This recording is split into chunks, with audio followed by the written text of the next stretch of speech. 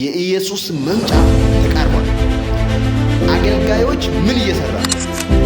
ወንጌል አማኞች ምን እየሰራ ነው? የሃይማኖት በተለያዩ የሃይማኖት ተቋማት ላይ ያለን መሪዎች ምን እየሰራ ነው? ለራሳችን ቤት እየገነባን ነው? ለልጆቻችን ነገያቸውን እያመቻችን ነው ወይስ ለሰማይ ቤት እየሰራ ነው? በመላው ዓለማችን ላይ አሁን በዩኒቨርሳል ላይ በግሎባል ዓለማችን ላይ እየሆነና እየሰማን ያለው ነገር እጅግ በጣም ለመስማት ጆሮን የሚሰቀጥጥ ለሚሰማ ሁሉ የሚዘገንን ነገር ነው። የኢየሱስ መምጫ ተቃርቧል። አገልጋዮች ምን እየሰራ ነው? ወንጌል አማኞች ምን እየሰራ ነው? የሃይማኖት በተለያዩ የሃይማኖት ተቋማት ላይ ያለን መሪዎች ምን እየሰራ ነው? ለራሳችን ቤት እየገነባን ነው? ለልጆቻችን ነገያቸውን እያመቻችን ነው ወይስ ለሰማይ ቤት እየሰራ ነው? ኮሪያዊውን ፓስተር ፓርክ የሚባለውን ሰውዬን ታሪክ ሁላችንም እናውቃለን።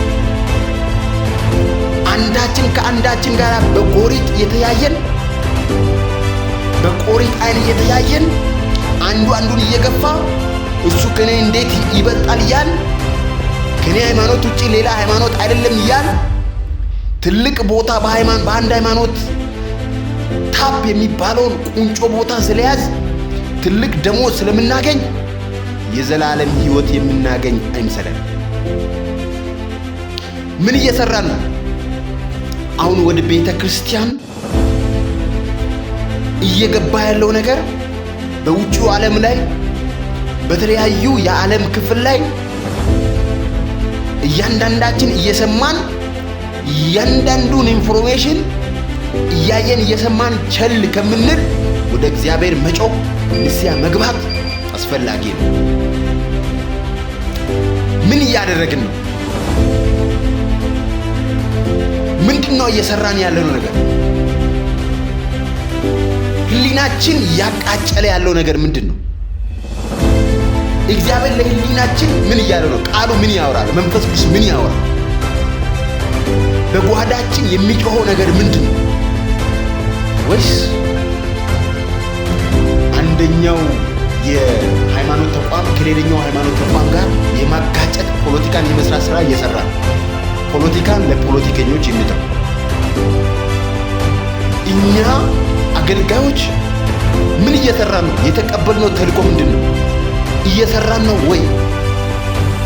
ጥያቄ ምልክት ነው። ይህንን ለራሳችሁ መልሱ። ለእኔም ጭምር ነው ጥያቄ። መንፈስ ቅዱስ ንቁ ይለናል። መንፈስ ቅዱስ አንተ የምትተኛ ንቃ፣ ከሙታንም ተነሳ፣ ክርስቶስ ያበራልሃል ይላል። እንንቃ። ከመቼውም ጊዜ በላይ የምንነቃበት ጊዜ ብኖር ይሄ ነው። እንንቃ፣ እንነሳ፣ እንንቃ። እግዚአብሔር ዘመናችንን ይባርክ። ተባረኩ። ሻሎም